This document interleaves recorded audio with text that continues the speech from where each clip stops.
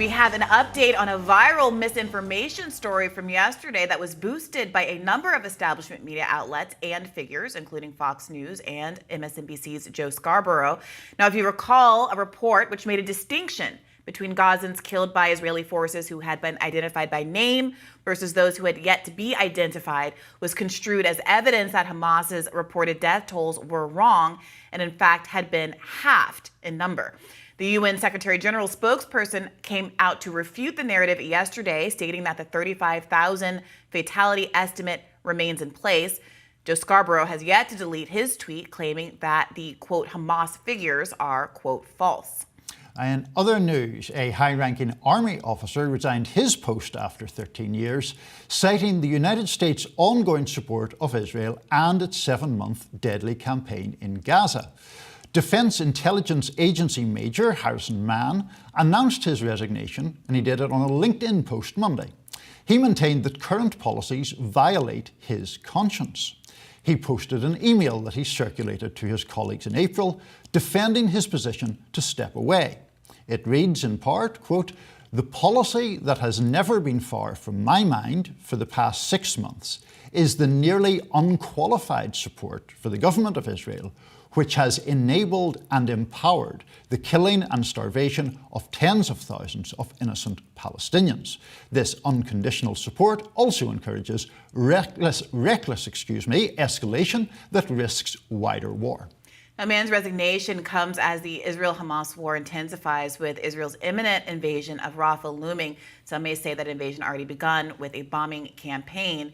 U.S. National Security Advisor Jake Sullivan told reporters in Monday's press briefing that Israel still has not provided a plan to keep Gazans safe and prevent mass civilian casualties.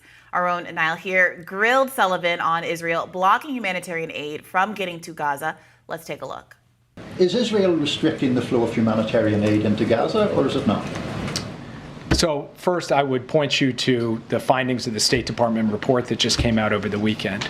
We believe that there were periods over the last few weeks where there were restrictions that had to be worked through, but at the time we put that report forward, we felt that there was sufficient work being done by the Israeli government with respect to the facilitation of humanitarian aid that we did not make a judgment that anything had to be done in terms of U.S. assistance. That continues to be our position today. So in plain language, they're restricting it, but it's okay in the way that they're restricting it. Those are your words. They are certainly not my words. I'm not sure if that's how you ask questions.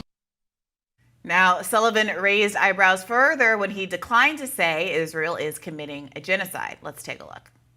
How can you say genocide's not being committed? As I just told you, I think the best way for me to answer that question is actually to ask you to look at the laydown that we gave. Which are you saying this isn't happening? I'm sorry. I thought you asked me how I can say it. I'm saying I'd like you to look at the United States. I just did. I'm asking you saying this isn't happening.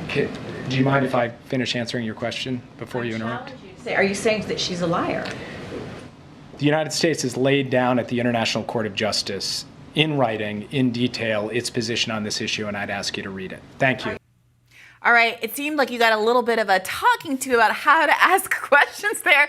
How did you feel about that response to what I thought was a very good question on your part? So I felt two things. I appreciate his advice, but I'll decide how to ask questions. The other thing, though, is, I've been a reporter for a long time. One thing that always strikes me is if you ask a question and you get a more intense reaction than you expect in one way or another, that's generally a sign that you're kind of on to something. And I do think there is a defensiveness on the administration's part about its policies writ large, not only the question I asked, but this thing that they're trying to defend a policy that is at best convoluted and at worst just not defensible. And so I think that sometimes produces these rather forceful responses. Okay, so when you say at best it's convoluted, what do you mean by that? Because we did just cover yesterday pictures of Israeli civilians at one of the gate crossings taking humanitarian aid and throwing it off a truck into the median. It's difficult when you're looking at that kind of footage and knowing that these kind of protests have been happening at these crossings for months, to deny that there is both a civilian attempt and a kind of a non-intervention on the part of the Israeli state to stop them from doing that. That constructively means that Israel is participating in aid not getting into Gaza. it's an impossible thing to deny. And yet there he was, kind of giving a non-answer that's constructively a sort of a denial. Right, which I think is about them trying to sort of back into legalities because the facts on the ground are so undeniable. At the very start of this conflict, both Benjamin Netanyahu and the defense minister of Israel, Yoav Gallant, basically said we're going to besiege Gaza and we're not letting any aid in. So you take that, where do you go with that in saying, well, now there's this memo that the president issued in February. It doesn't permit us to give aid or to give military aid if people are denying humanitarian aid. What do we do? And so the political impetus is at crossed purposes with the actual facts on the ground. And that's why I was diplomatic and said convoluted. Yeah, I mean, I think that's exactly right. I think it goes along with the kind of question and answer that we listened to after your own, when there was this question about what do you say to the fact that UN officials, people like Francesca Albanese, have laid out the argument as to why this is in fact genocide and why this is actually an easier case for genocide because of all of the explicit statements that have been made showing intent from members of the Israeli government that have been happening over the last 7 months. There was a similar kind of a resistant non-answer answer, and the reporter came back and said, well, do you think that she's lying? If you disagree with her, you're allowed to say, I think she's being untruthful, I think that she's mistaken. Right. But they're seeming to struggle in saying that because the mountain of evidence is getting very, very high. It is, yeah. And I think that what this goes to, Brie, is certainly the building sense that they're starting with the conclusion that they want and then working back to see how they can maneuver the facts into that conclusion. So the conclusion has to be, in the administration's term, Israel isn't committing genocide. Israel has not committed war crimes that would stop US aid from going to it and has not restricted humanitarian aid. Facts that fly in the face of those conclusions have to be either minimized or somehow evaded and got around. Yeah. And I think there's a lot of effort going into that. Well, speaking of how that's being laundered domestically, we should talk about some statements of U.S. Public figures and elected officials. Lindsey Graham made headlines over the weekend by saying out loud that basically he feels like we should be able to treat Gaza the same way the United States treated Hiroshima and Nagasaki in World War II. Let's take a look. When we were faced with destruction as a nation after Pearl Harbor, fighting the Germans and the Japanese, we decided to end the war by bombing Hiroshima and Nagasaki with nuclear weapons. That was the right decision. Give Israel the bombs they need to end the war they can't afford to lose. Now, how is that not just saying the quiet part out loud? Well, it's saying several quiet parts out loud, right? I mean, it's suggesting that Israel should nuke Gaza and that would be okay. The other point about that quote that I find bizarre is the assumption that the nuking of Hiroshima and Nagasaki were all well and good.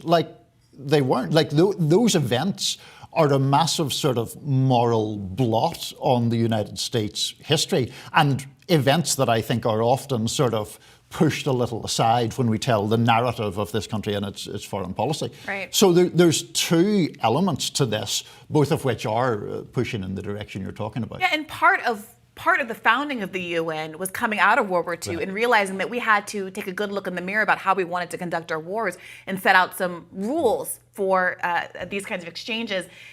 The idea that the dropping of nuclear bombs is sort of grandfathered in as we did it once and we can do it again. Right. If we're going to take that kind of logic, God help us as we look back to all of the things that our respective countries have done in the past. One other note is along the similar veins. You were alluding earlier to the way that Palestinians are dehumanized using various sorts of language that is applied to them and not applied to Israelis.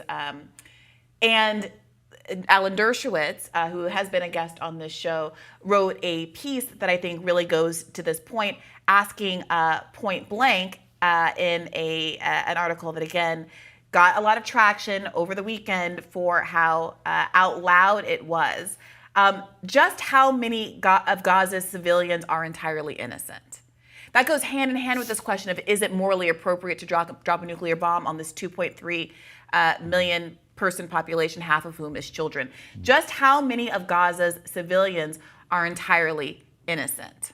I mean, let's be clear, he's calling for a war crime there, right? I mean, he's calling for collective punishment. That is the basis of that argument. It's also wild to me, we're just going to agree on everything here, so I don't know how excited that's going to be to viewers, but it's wild to me that that kind of argument is made about the Palestinians in a way that it doesn't seem to be made elsewhere in the world. As you know, I grew up in the north of Ireland at a time where there was an armed conflict between Irish nationalists and pro-British Unionists. It would be lunacy to suggest that the British Army should have dropped bombs on residential areas of Belfast on that basis.